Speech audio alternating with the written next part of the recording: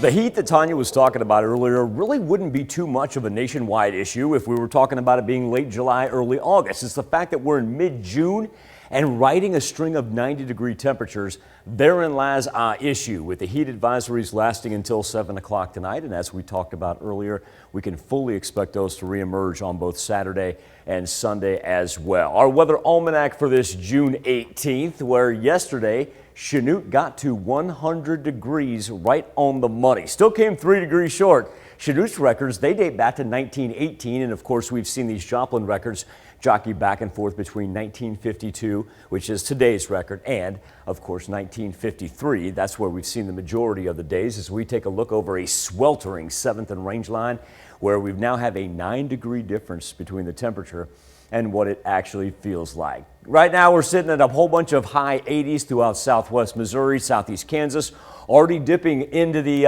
low, if not mid 90s. Chanute looks like, or Fredonia, excuse me, our clubhouse leader right now at 94. And remember, we still got about 3 more hours till the peak heating time. And so even if we say, the humidity, it dropped below 50% up there to the north. That's of little consequence. Right now, we've got 100-degree temperatures as far as what it feels like in Chetopa, Parsons, Nevada, and in Stockton. That's about what we expected for the noon hour here on this Friday. Yesterday, we only had 2 places that reached triple digits by the time we did our noon weather. Not going to be surprised if we're not at 6 or 7 here by the time we finish up the show. Problem is with the jet stream. You know, earlier this week it was headed up toward Big Sky Country, then yesterday toward the Great Lakes. Now look, this jet stream just moving straight west to east, just trapping all that heat, forcing it straight down on us. Who would have thought here in the middle of June that our temperatures would be worse than what they're seeing in both DFW and in New Orleans? Now, speaking of New Orleans, when we talk about those watches and warnings, those are our heat advisories.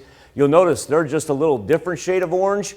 That's because it is tropical storm warnings all along the Gulf Coast. And while this doesn't look like it's going to become a hurricane, right now called potential tropical cyclone number 3, it is interesting how this thing wants to make almost a beeline right through the Big Easy. So that's something for you weather watchers to keep your eyes on for both Saturday night into Sunday morning.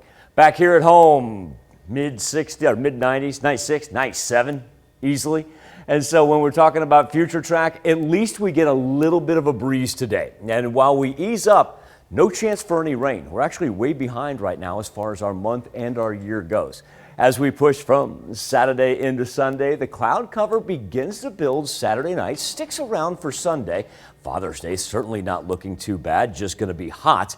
But now Sunday night, now we got some developments.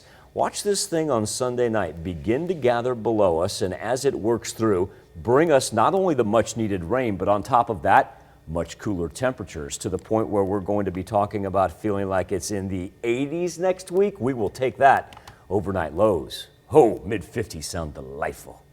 Yeah, temps in the 50s at night. That's going to be great. Even a little cooler than where we'd normally be, but I don't think anybody's going to complain.